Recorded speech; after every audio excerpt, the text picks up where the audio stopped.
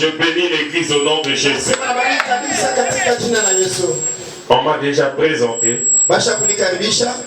Ici, c'est la maison que Dieu m'a donnée. Alléluia. C'est la maison que Dieu m'a donnée.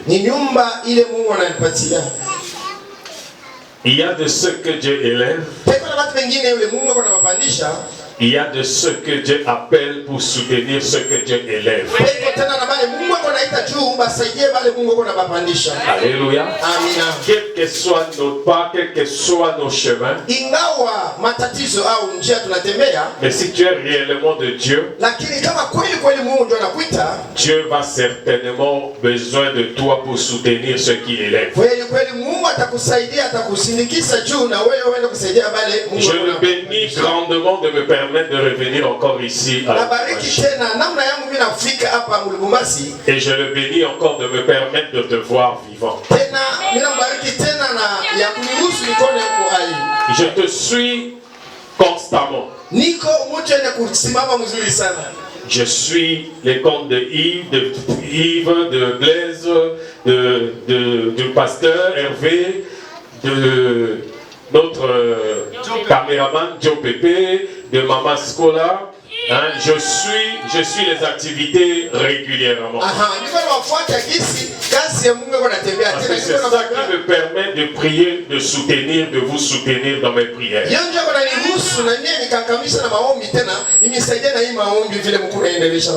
Alléluia. Amen. Amen. Je pense que par 2 fois, est-ce que c'est le diable, mais les circonstances de la vie ont voulu que je ne sois pas là.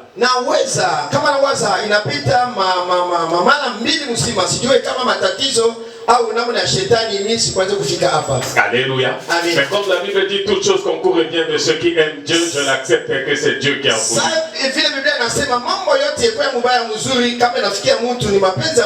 Il y a 3 ans, lorsque je devais être ici, ma femme était sortie de l'hôpital après une opération. 3 jours après, j'ai pris l'avion pour venir. 3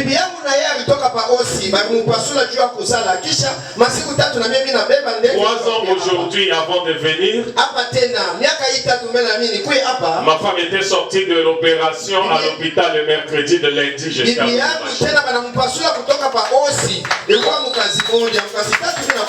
Quand Dieu appelle, on ne voit pas ses problèmes.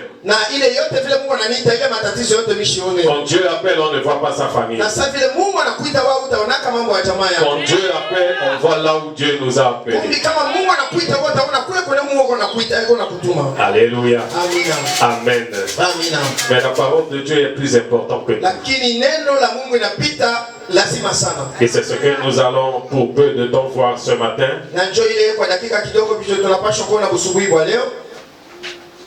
Afin que chacun de nous puisse sortir d'ici avec quelque chose. Ici, c'est la sanctification. Donc, si tu ne veux pas te marier, je préfère même te dire, sans la permission de l'archevêque, cherche l'église des célibataires. Tu vas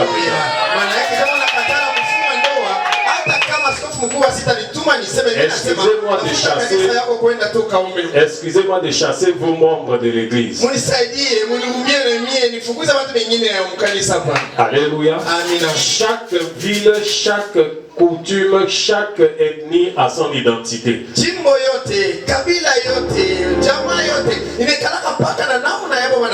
Ici, c'est la sanctification. C'est-à-dire que les couples doivent être légalement mariés. Si tu n'es pas encore marié, quel que soit ton âge, pousse près de nous, nous allons prier pour toi.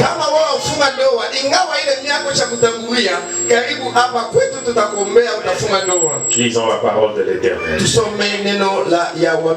Nous sommes dans le Nouveau Testament, dans Galates chapitre 5 verset 1er.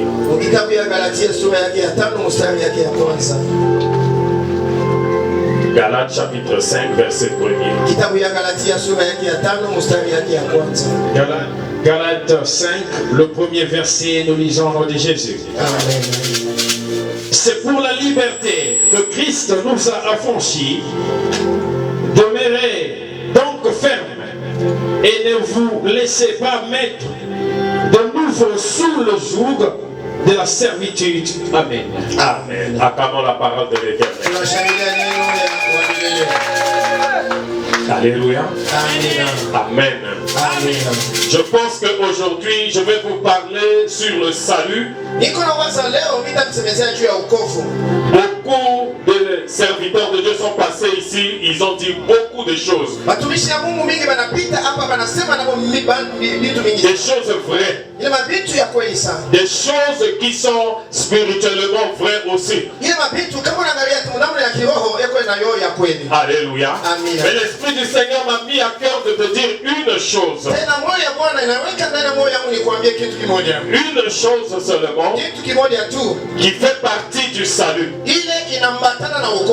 Le salut par définition le plus simple c'est la délivrance et la libération.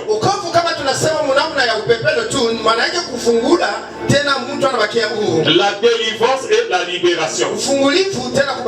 Et j'ajoute le salut c'est la délivrance, la libération et l'insanctification. Alléluia.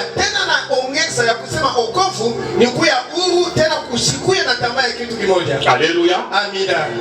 L'insatisfaction c'est celui qui n'est pas satisfait, celui qui n'est pas rempli, celui qui a toujours faim, celui qui a toujours envie. Kupunguka na kitu na tamaa ni maana yake mtu ana njala, mtu anatafuta kitu, ule mtu ana tamaa ya kupokea kitu leo nayo la. Celui-là ne vivra pas le salut. Mtu ya vile asitaishi kitu kitu. Celui qui n'accepte pas d'être délivré ne vivra pas le salut. Mtu ashitika kumfungua asitaishi leo. Celui qui n'accepte pas d'être libéré ne vivra pas le salut. Ule mtu asitike kumfungua na yeye asitaishi wokovu. Parce que le dernier que j'ai ajouté, kwa sababu ile kitu ya mwisho bila ongeza, c'est lui qui provoque la prison et qui fait que nous sommes prisonniers et que nous avons besoin de la délivrance et de la libération.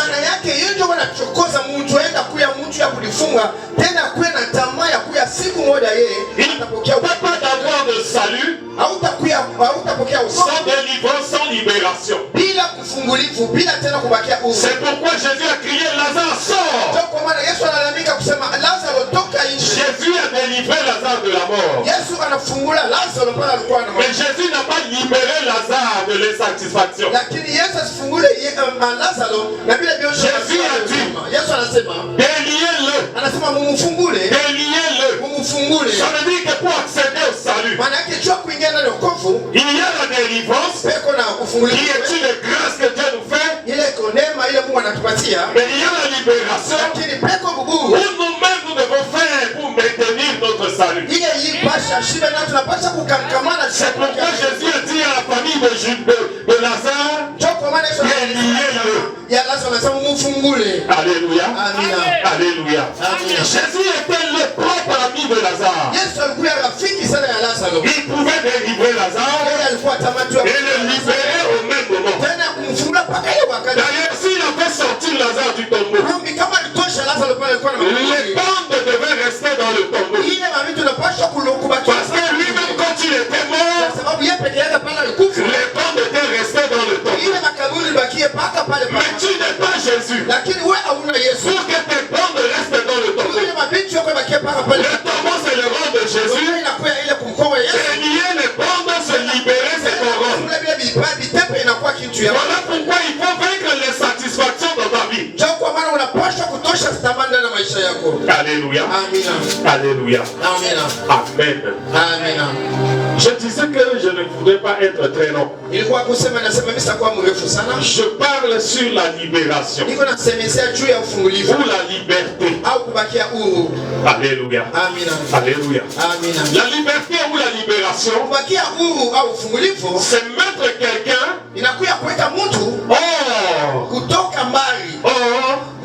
tout simplement d'une prison. Alléluia. Certaines personnes ont été arrêtées. Le chef de l'État a pris une ordonnance pour les gracier, pour les libérer. Alléluia. D'autres sont en prison, ils ont fini leur peine et on les a libérés. Alléluia. Alléluia. Mais pour maintenir cette libération, lakini juu ya kubakia huru wakati yote, cela dépend d'eux. yoyo inambatanaka na mtu yeye peke yake. Cela dépend d'eux. Yoyo inambatanaka na mtu, ni tamaa ya mtu mwenyewe. C'est pourquoi dans ce passage qu'on a lu, Njoo kwa maana mwiki pande tunatoka kusoma hapa, le livre de Galates, kitabu ya Galatia, cet unique verset ile paka shauri wa nous donne deux volets de la libération. yeye anatupatia namna mbili ya kubakia huru. Alléluia. Amen. Ou d'une manière Au namna nyingine d'un salut, inakuwa wokovu namna mbili. si je peux m'exprimer comme ça. Kama Yesu kusema tabii. Mais je préfère, Lakini mimi puisque je parle de la na libération, sababu niko nasemezea juu ya huru, je préfère te montrer deux volets de la libération. inasikia mzuri ya kuonesha namna mbili ule mtu anapaswa kubakia huru. Il est dit, Kanasema c'est pour la liberté que Christ nous a affranchis. ni juu ya huru Kristo anatukombola. C'est pour la liberté. Ni juu ya kubakia huru.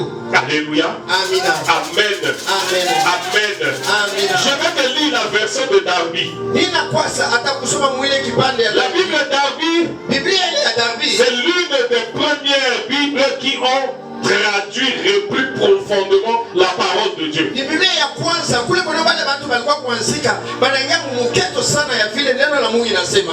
La Bible Darby dit ceci. Biblia Darby inasema hivi. Vous allez voir que c'est un peu différent. Mtaona sema nafaa kidogo sasa inaachana. Dans lui, ce qu'il est dit, c'est pour la liberté que Christ nous a affranchis. Lui c'est comme anasema juu ya huru Kristo anakuja kutukombola. Darby dit ceci. Darby anasema hivi. Christ nous a placés dans la liberté. Kristo anatuweka fasi ya uhuru. Christ nous a placés dans la liberté. Kristo anatuweka fasi En nous affranchissant. banatufungula. Alléluia. Amina. Ça veut dire que Christ lui-même il est liberté. Maana yake Kristo yeye peke yake mbele yako uhuru. Christ lui-même il est liberté. Kristo yeye peke yake na ule yote kwa Tout ce qui l'appartient, wote beko bake il les libère. yeko na baacha uhuru. Yeko na bafungula. Alléluia. Amina. Ça c'est le premier volet, la libération par Christ. Ile ni kitu ya kwanza kusema uhuru kufuatana na Kristo. La libération par Christ. Maana yake uhuru. La Bible dit il est venu chercher et sauver ceux qui sont perdus. Biblia inasema anakuja kutafuta wale wote walikuwa wenye Nous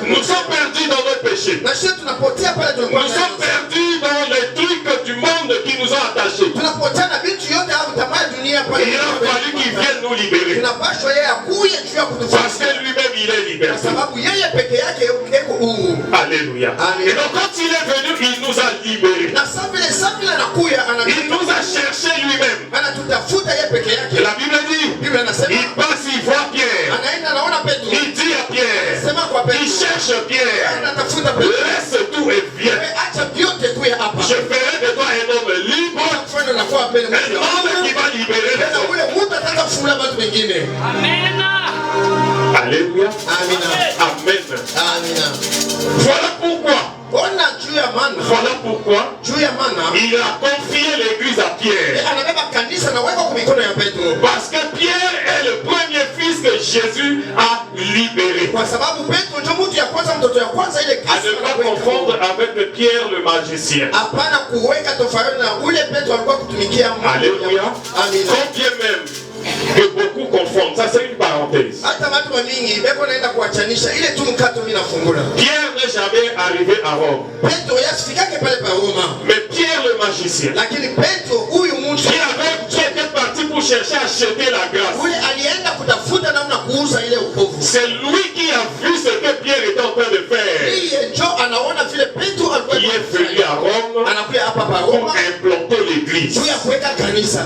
Alléluia. Amen. C'est deux Pierre différents. Beko Petro wawili ndio kwa L'église actuelle, kanisa ya leo. ce n'était pas Pierre, celui que Dieu a donné le pouvoir d'être la fondation de l'église. Hakuyaka ile Petro ya kwanza ile Mungu alitaka mamlaka. Combien même qu'il était la fondation, Hata sasa alikuwa msingi. mais Pierre le magicien Petro huyu mtu akuchapa. était venu chercher cette grâce Tucho kutafuta ile. pour aller maintenant implanter l'église à Rome. Juu ya kwenda kuweka kanisa ya kwanza. Ce qui est la fondation de l'église Maana catholique. hiyo nakuya kama vile msingi. Et des choses que vous comprenez dans l'église catholique, parce que Pierre le magicien n'avait pas voulu abandonner sa magie, c'est pourquoi il a introduit ça dans l'église. anaenda kuweka ndani ya kanisa. Amen. Alléluia. Amina. Alléluia.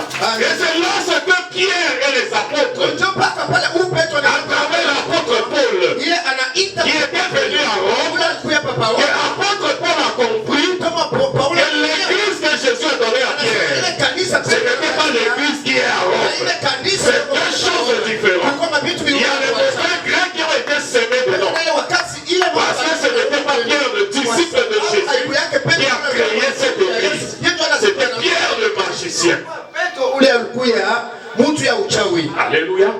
Alléluia. Je ferme la parenthèse. C'est un autre enseignement à part. Et donc, Jésus, c'est celui qui nous a donné la liberté. Maman avait rappelé ici que la première fois que nous étions venus, le thème était il est venu libérer les captifs. C'était une grâce. Tout ce que Jésus a libéré, c'était de la grâce. Vraiment, nous nous sommes trouvés ici, à la cité des vainqueurs, c'est la grâce. Alléluia. C'était ça le premier volet de la liberté. Être libéré par Jésus lui-même. Être libéré par Jésus lui-même. Jésus nous a offert le salut. Il nous a offert le salut dans toute son entièreté. Il nous a délivrés. Il nous a libérés. Alléluia. Amen. Alléluia. Amen. Mais ce qui me plaît beaucoup, et c'est sur ça que nous allons chuter aujourd'hui, c'est le deuxième volet. C'est le deuxième volet du salut.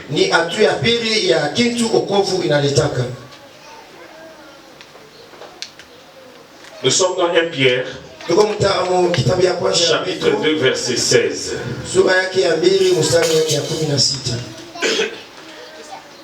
Merci, révérend Guy.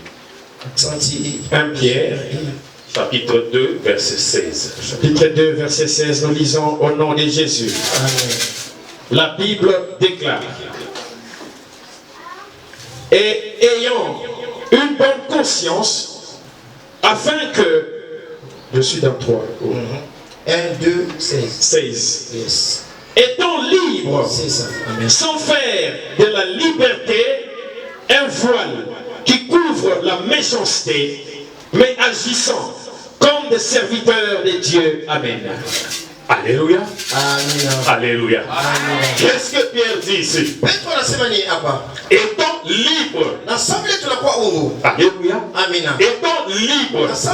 Étant libre, ça veut dire que Jésus nous avait déjà libérés. En réalité, nous ne sommes plus des esclaves. En réalité, nous n'avons pas perdu notre libération. En réalité, nous n'avons pas perdu notre salut. Parce que Jésus nous a libérés.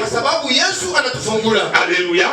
Alléluia. Mais j'avais dit ici, pour que la libération de Lazare soit réelle, il faut que Lazare, à travers ses sœurs, puisse le délier. Ton travail dans ta libération, c'est le deuxième volet. Beaucoup d'hommes de Dieu, beaucoup d'enfants de Dieu pensent que la libération que Jésus le souverain leur a mis dedans, ils continuent de vivre cette libération jusqu'à la fin de leur vie, et qu'ils iront au ciel à cause de cette libération. Oui, à cause de cette libération, tu iras au ciel. Mais si et seulement si tu travailles pour ta libération. Beaucoup d'hommes de Dieu n'iront pas au ciel. C'est pourquoi Jésus a dit, je dirais, je ne vous connais pas. Il les connaît. Mais ce qui fait qu'il ne les connaît plus, parce qu'ils n'ont pas travaillé pour leur libération. Verset 16. Étant libérés, sans faire de la liberté un voile qui couvre la méchanceté.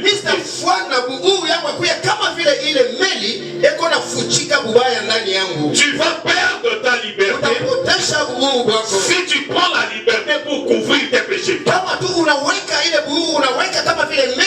Je suis pasteur libre devant les gens. J'ai l'onction de Dieu sur moi.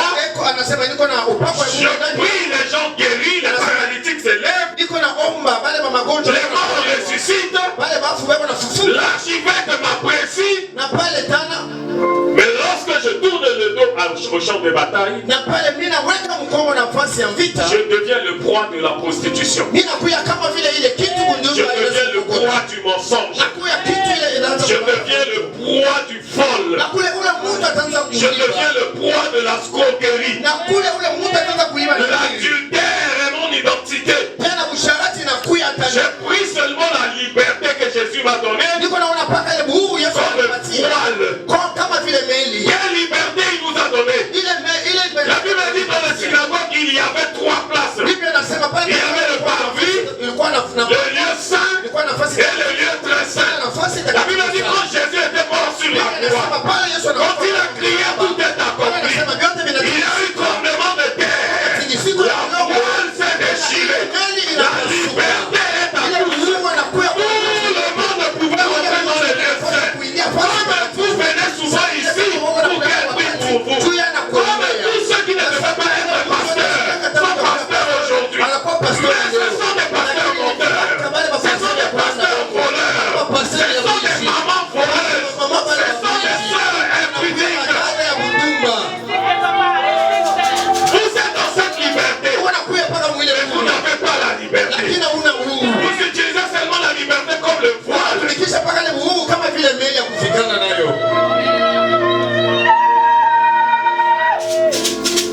Prenons le mot de la parole de Dieu.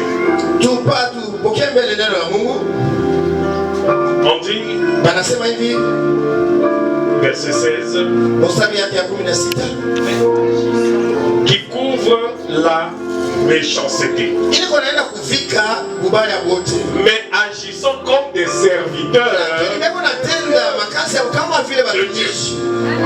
Tu agis comme serviteur de Dieu. Uko natenda, uko nafanya Quand tu kazi. es ici, tu es comme ça. Kama uko hapa uko Quand hivi. tu vois un maman, Kama unaona mama, tu dis maman, unasema mama, Dieu te bénisse. Mungu akubariki. Ça, c'est comme un serviteur de Dieu. Ile inakuwa Tu agis comme une servante de Dieu. uko natenda kama vile kijana. Quand tu viens à l'église, Kama unaona kanisa, c'est pourquoi moi, jua ya nini mie?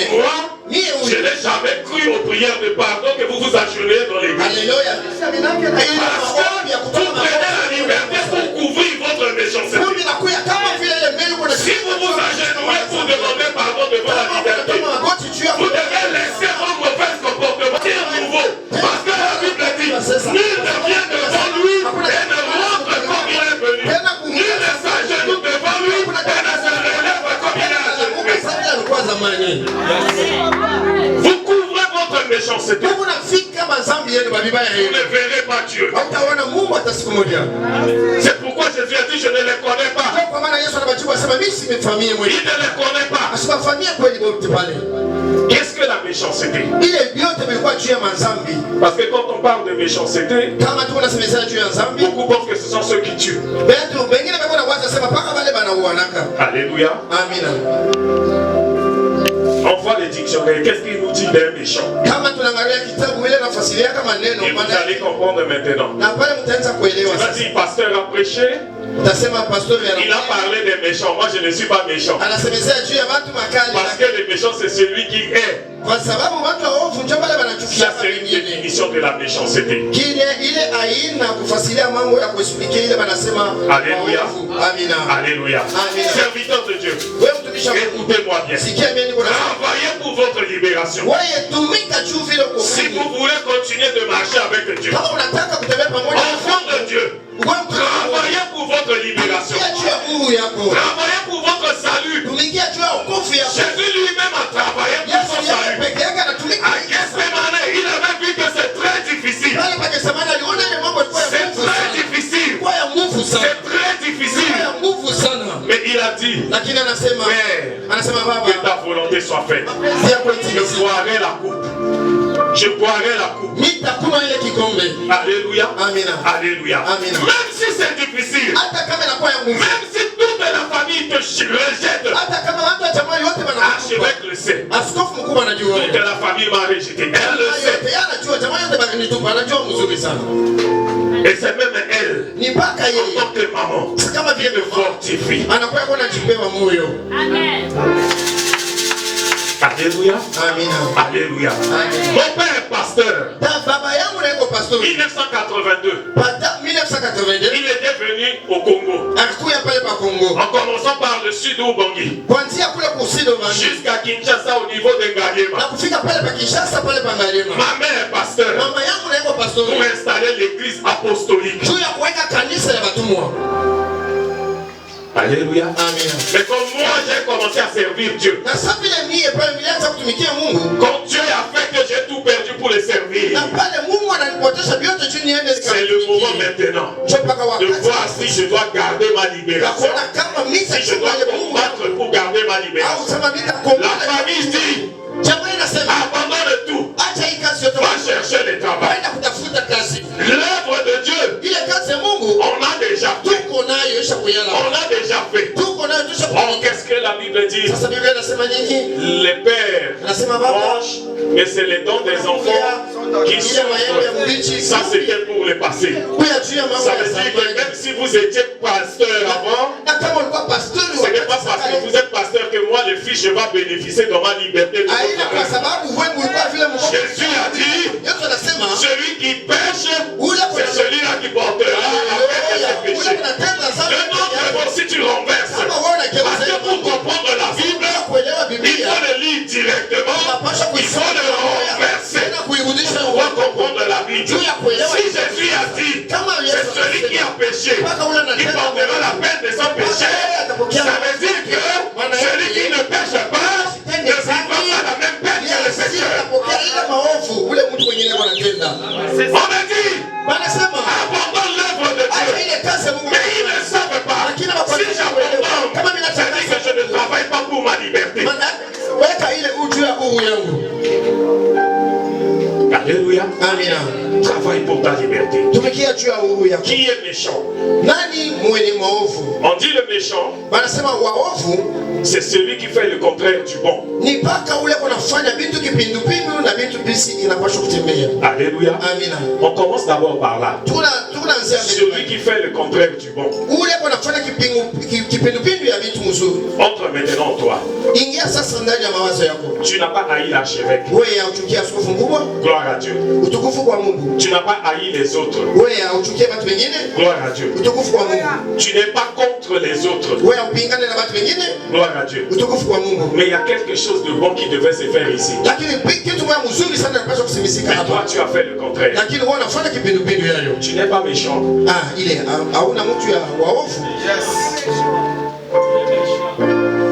Vous savez, je vais dire quelque chose aux hommes de Dieu. Hommes de Dieu, l'église, c'est le seul lieu, le seul lieu où le diable déploie toute son armée. Déploie toute son armée.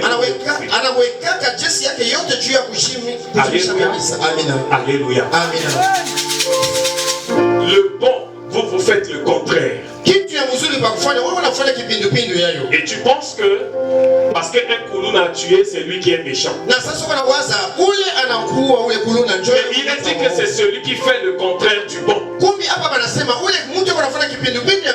Est-ce qu'on a pris déjà une bonne décision ici pour le service et que toi, homme de Dieu, tu as déjà fait le contraire?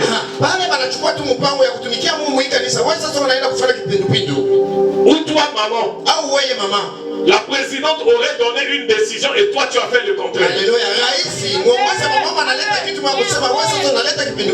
Tu es méchante. Tu es méchant. Tu as pris la liberté de Jésus pour montrer aux gens que tu es libre. Tu n'es pas libre. La Bible dit, tous les mal que nous faisons, nous le faisons parce que notre père Satan qui a fait le mal avant. Apocalypse dit, nous le faisons de notre propre fond. Donc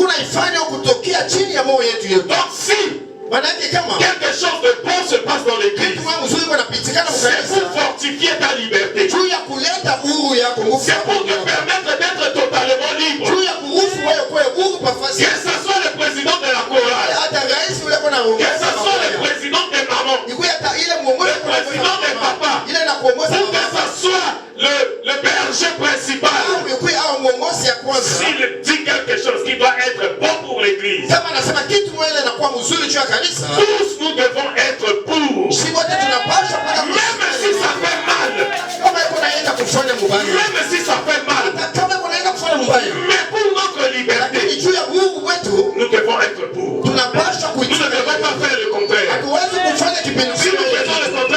méchants.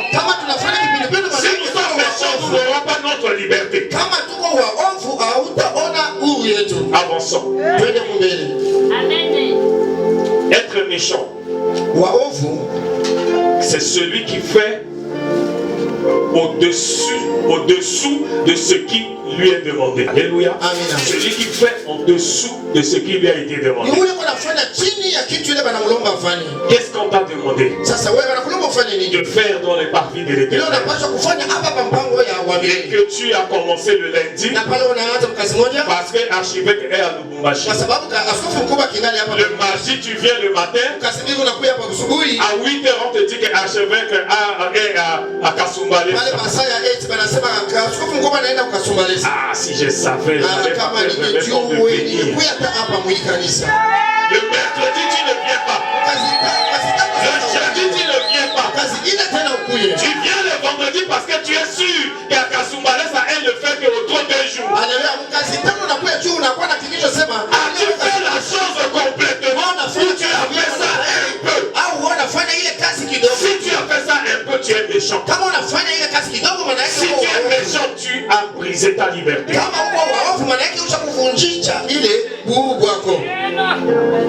Alléluia. Alléluia. L'autre élément d'être méchant, celui qui est pervers par la parole. Celui qui est pervers par la parole. Combien de fois tes paroles blessent? Il y a deux plaies dans la vie. Il y a des plaies physiques. Il y a des plaies intérieures. Les plaies intérieures sont plus mauvaises et dangereuses que les plaies physiques. Les plaies physiques, le médecin peut me coudre. Même si on me coupe les pieds, maintenant il y a des implantations. Même si on me change, on m'arrache les reins. Et maintenant quand la médecine s'est développée aux États-Unis, on a commencé à utiliser les reins des cochons pour mettre aux hommes. Donc les plaies physiques n'ont aucun effet sur nous, serviteurs et enfants de Dieu. C'est pourquoi Jésus n'avait pas peur des pointes. C'est pourquoi Jésus n'avait pas peur des blessures de pointes. Parce qu'il sait que c'est physique. Rien n'a atteint l'intérieur. Arrête de faire du mal à l'intérieur. Arrête de dire des mauvaises paroles qui blessent les autres. Arrête de voir des mauvais comportements qui font du mal aux autres. Tu es méchant. Tu as utilisé la liberté de Jésus comme le voile pour te couvrir. Au dernier jour, il dira. La Bible dit, il le dit devant les témoins. Qui sont les témoins? Qui sont les témoins? Les témoins, ce ne sont pas quelqu'un comme ça que Jésus va appeler. Les témoins dans la Bible, c'est ceux qui ont vécu la même situation avant toi, mais qui sont restés fermes dans la foi, et qui sont morts, et qui seront appelés au ciel. C'est ceux-là qui diront au jugement. Il faut un témoin. La Bible dit qu'il faut la délibération d'au moins 2 témoins. Tu fais des mal aux gens dans l'église. Tu parles mal aux gens, aux mamans dans l'église. Il y a certainement une maman dans l'église qui a supporté parce qu'on lui a parlé mal. Elle n'a jamais rendu le mal. Le jour de la fête, Dieu appellera ce maman. Dieu appellera ce maman. Nous ne serons pas dans ce corps. Donc tu ne le reconnaîtras pas. Yves, tu ne diras pas maman Scola. Toi aussi, tu ne le diras pas. Parce qu'à ce moment, et toi Yves, et maman Scola, et maman qui que ce soit, nous serons pris. Alléluia. Attention. Travaille pour ta liberté. C'est comme un kuluna qui passe 20 ans de prison, on le libère. Alléluia. On dit qu'il est libéré. Dans certaines familles, ils font la fête. Ils font la fête parce que leur fils qui était perdu est retrouvé. Mais moi je te dis, le fils prodigue n'a jamais répété ce qu'il avait fait. C'est ce qui a fait qu'il est resté dans la maison du Père. Si tu veux être fils prodigue, garde la libération que Jésus t'a donnée. Ne répète pas les mêmes choses. Les choses que tu as rejetées dans l'eau de baptême, les choses que tu as rejetées avant de devenir pasteur, les choses que tu as rejetées avant de devenir membre dans l'église, ne répète plus ça. Ne répète plus ça. Tu seras méchant devant Dieu. Qu'est-ce que la Bible dit? La Bible nous dit d'être avec les gens. La Bible nous dit de développer l'amour. La Bible nous dit de prier même pour nos ennemis. Mais la Bible nous dit de fuir les méchants. Il y a deux choses dans la Bible. Et la Bible, la parole de Dieu nous demande de fuir. Le péché, pour ce qu'on ne voit pas, et pour ce qu'on voit, les méchants. Fuyez les méchants. C'est ce qu'a dit la Bible. C'est pourquoi tu verras un jour, si on te met sur une église, les peuples de Dieu vont fuir cette église. Parce que c'est la parole de Dieu. Si tu es serviteur, tu restes méchant. Si tu restes avec des mauvaises paroles, si tu restes avec ton adultère dans l'église, si tu restes avec ton mauvais comportement, c'est pourquoi tu vas voir, même dans l'église, même en tant que frère et soeur, tu vas t'asseoir. Quelqu'un ne viendra pas s'asseoir à côté de toi. Il préfère rester debout. Moi, je l'ai enseigné dans mon église. Celui qui est méchant, ne vous fiez pas avec lui. Il détruira votre liberté. Amen. Restez loin. Priez pour lui. Mais ne vous alliez pas avec lui. Parce qu'il va vous contaminer. Priez jusqu'à ce qu'il soit délivré. S'il est réellement de Jésus, il sera délivré. Dieu a libéré les gens en Égypte. Il a libéré les gens en Égypte. Parmi les peuples que Dieu a libérés en Égypte, Dieu était venu par Moïse pour libérer les Juifs. Mais d'autres peuples ont profité de leur liberté. Ils sont sortis d'Égypte. Ils les ont accompagnés. Mais dans le désert, les peuples là ont montré leur identité. Les peuples là ont montré leur caractère. Les peuples là ont montré que nous sommes méchants. C'est votre Dieu qui nous a libérés. Mais nous devons célébrer notre Dieu. Peut-être que toi aussi ici tu sers ton Dieu. Ton Dieu c'est la sorcellerie que tu ne peux pas abandonner. Ton Dieu c'est la méchanceté que tu ne peux pas abandonner. Cela devient ton Dieu. Laisse-moi te dire, ils n'ont pas bénéficié du salut. Le salut que les gens ont retrouvé à Canaan, ils n'ont pas bénéficié de cela. La Bible dit, le Seigneur avait fait ouvert la terre. Et le Dieu qui est trop bon, qui ne peut pas tuer, il les a enterrés vite. Travaille pour ta liberté. Tu veux entrer dans le salut, vivre le salut, travaille pour ça. C'est pourquoi il y a une différence entre le salut et vivre le salut. Alléluia. Alléluia.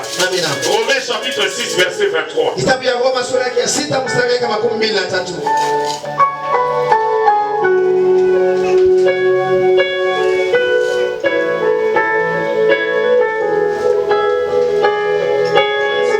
Romains 6. Le 23e verset, nous lisons au nom de Jésus. Amen. Car le salaire du péché, c'est la mort. Mais le don gratuit de Dieu, c'est la vie éternelle en Jésus-Christ notre Seigneur. Amen. Amen. Alléluia. Amen. Nous connaissons tous ce verset tout petit. Mais nous ne comprenions pas la portée de ce verset. On dit car le salaire du péché c'est la mort. Mais le don gratuit de Dieu est la vie éternelle en Jésus-Christ. La Bible précise bien que cette vie éternelle n'est qu'en Jésus-Christ. En dehors de Jésus, il n'y a pas le salut. En dehors de Jésus, il n'y a pas cette liberté. Alléluia. Si tu demeures dans la méchanceté, tu ne travailles pas sur ta liberté, le péché dominera sur toi. Le péché dominera sur toi. Le péché dominera sur toi. Alléluia. Alléluia. Paul nous dit dans Corinthiens, je crois dans 2 Corinthiens chapitre 3, il dit le Seigneur est esprit. Le Seigneur est esprit. Et cet esprit est en nous. Alléluia. Cet esprit est en nous. Tu ne peux pas avoir l'esprit de liberté et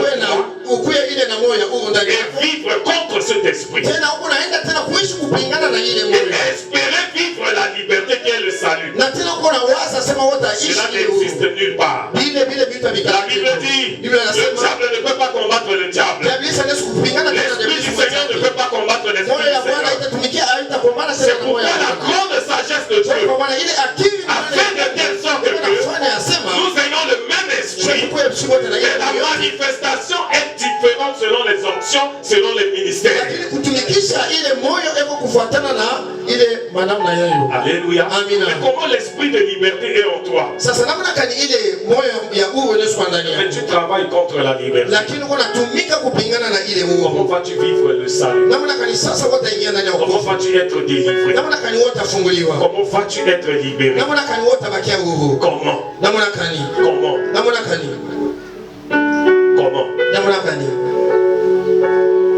Le psalmiste dit,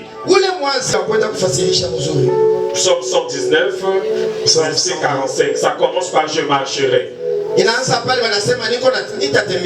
Psaume 119, le 45e verset, nous lisons au nom de Jésus. Amen. Je marcherai au large, car je recherche tes ordonnances. Amen. Amen. Amen. Qu'est-ce que le psalmiste dit? Je suis déjà libéré. Au large, ça veut dire mis à part. Alléluia. Au large, ça veut dire celui qui est libéré, qui ne va pas être plein dedans, mais il se met à part. Au large, c'est comme si je marche sur le boulevard et toutes sortes de véhicules sont devant moi en train de circuler. Si je continue, les gens me verront de fou. Alléluia. La mort m'arrivera. Je n'accomplirai pas ma mission. Je ne vivrai pas comme Dieu veut.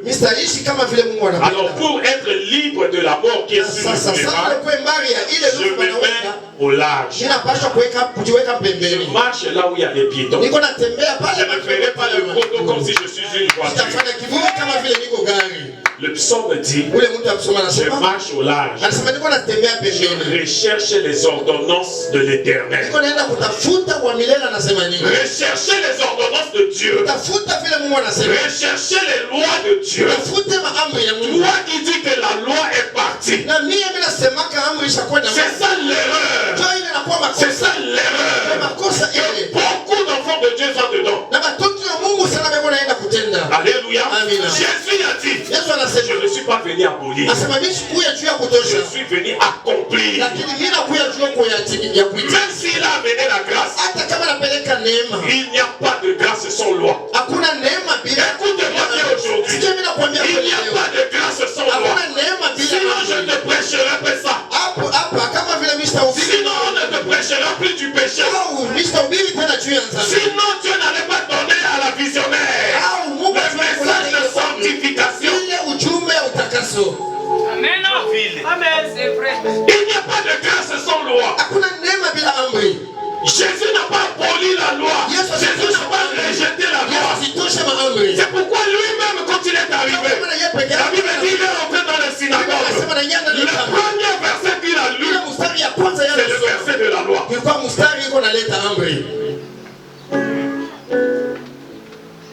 Alléluia.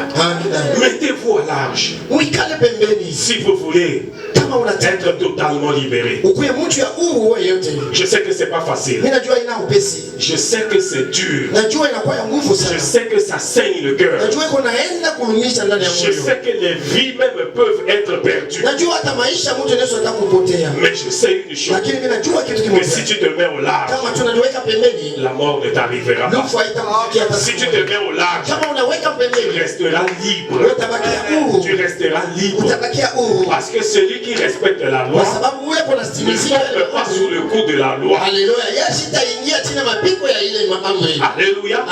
Alléluia. J'ai un beau frère. J'ai un beau frère. Il a perdu le travail. Il a perdu ses deux jambes. À cause de dire que la grâce de Dieu est sur moi. Je vais vous l'expliquer. Très bêtement. Il était de sortir le matin pour aller au travail. Et on lui a dit un bœuf. Vous savez, il y a des sortes de bœufs. Alléluia. Là où je vous dis, c'est là où j'étais. Du côté de Centrafrique. Eux là-bas, ils ont plus les bœufs qui viennent du Tchad, de l'île désertique. Ces bœufs-là peuvent être grands comme ça.